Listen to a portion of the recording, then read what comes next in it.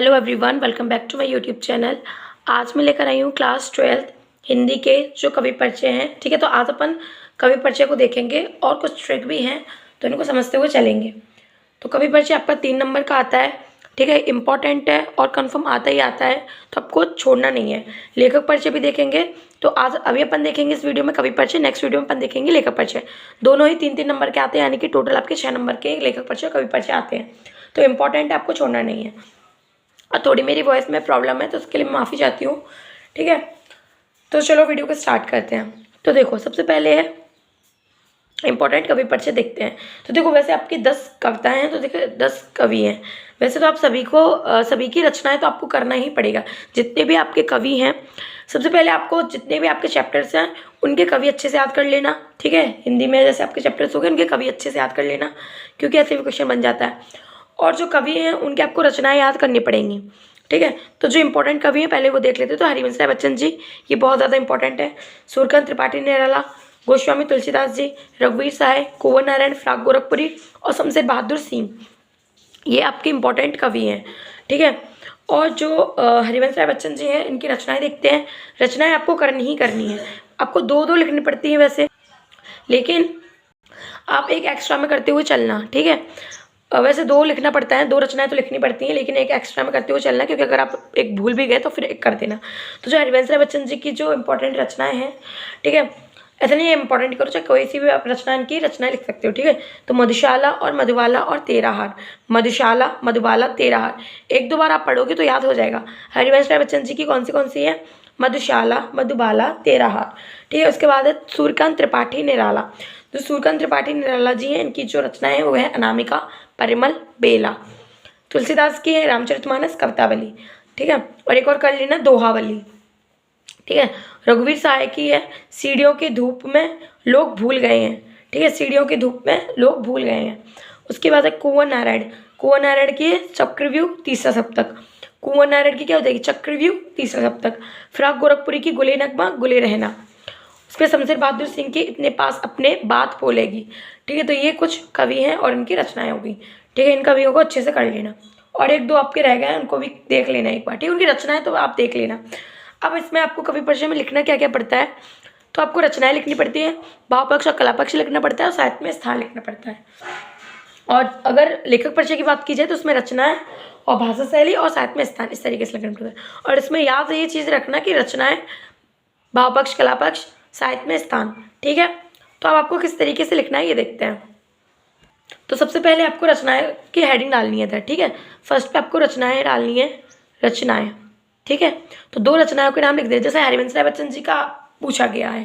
ठीक है, या फिर तुलसीदास जी का पूछा गया है। चलो तो लेते हैं हरिवंश राय, तो उनकी रचनाएं लिखोगे आप। जैसे इनकी कौन सी एक मधुशाला हो गई, मधुशाला। एक होगी मधुबाला, मधुशाला मधुबाला। ठीक है, तो इस तरीके से रचनाएं लिख देना। फिर उसके बाद भाव पक्ष आपको लिखना है। अब भाव पक्ष, कला पक्ष और साहित्य में स्थान चाहे किसी भी कवि का पूछ लिया जाए, सेम ही लिखना है सभी का, सेम ही सभी का लिखना है। ये बात आपको याद रखना है। ठीक है, क्योंकि अलग अलग याद करोगे तो याद नहीं रहता, आपके नंबर नहीं कटेंगे। बस थोड़ा आपको कुछ चीज़ों का ध्यान रखना है। ठीक है, और सेम ही लिखना है, चाहे किसी का भी आ जाए। आपको सिर्फ रचनाएं अलग से याद करनी पड़ेंगी सभी की, और भाव पक्ष, कला पक्ष, साहित्य में स्थान सभी का सेम ही रहने वाला है। जैसे हरिवंश राय बच्चन जी का है, तो उसमें क्या है? आपने संवेदनशील सहज काव्य का सृजन किया है। आपने किसी का, आपको क्या लिखना है? हरिवंश राय बच्चन जी ने।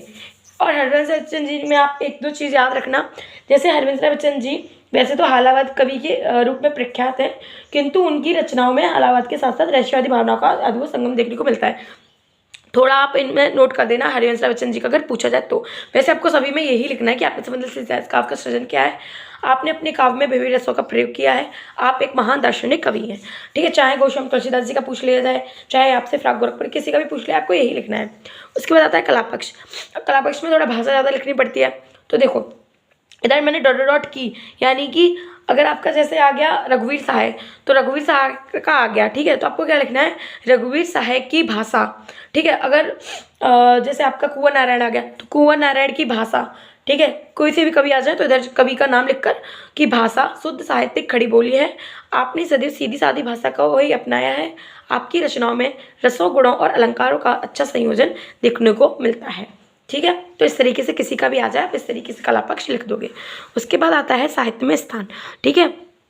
अब साहित्य में स्थान आपको कैसे लिखना है, आप हिंदी साहित्य के आपकी जगह क्या लिखना है, कवि का नाम। और देखो बार बार आपकी जगह को कवि का नाम नहीं लिखना है, बस एक बार लिख देना। जैसे कला पक्ष में एक बार आप स्टार्ट पे लिख देना, साहित्य में स्थान पर एक बार स्टार्ट पे लिख देना, और भाव पक्ष में एक बार स्टार्ट पे लिख देना।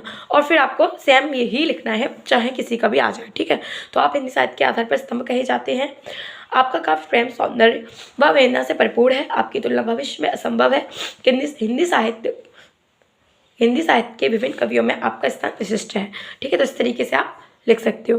तो ये था कवि परिचय, मैंने आपको आज बता दिया। पूरा 3 अंक आपके कंप्लीट हो जाएंगे। अब आपको ऐसे ही लिखना है। सबसे पहले रचना है, भाव पक्ष, कला पक्ष, साहित्य में स्थान, ठीक है। और किसी का भी पूछ लिया बस एक बार नाम लिख देना, सेम ऐसे ही लिख देना। और एक और चीज़, अगर गोस्वामी तुलसीदास जी का आ जाए तो आप भाव पक्ष में ये चीज़ ऐड कर सकते हो कि जो तुलसीदास जी हैं वो राम भक्ति शाखा के प्रमुख कवि थे, ठीक है। थोड़ा थोड़ा आप ऐड कर देना। जैसे मैंने अभी आपको हरभजन बच्चन जी का बताया, अगर उनके आया तो हलवादी कवि के रूप में प्रख्यात है, किंतु उनकी रचना में हलावाद के साथ साथ रहस्य भावना को संग देखने को मिलता है, ठीक है। और ऐसा अगर नहीं लिखना तो आप ऐसे भी लिख सकते हो, कोई दिक्कत वाली बात नहीं है, आपको नंबर मिलेंगे, ठीक है।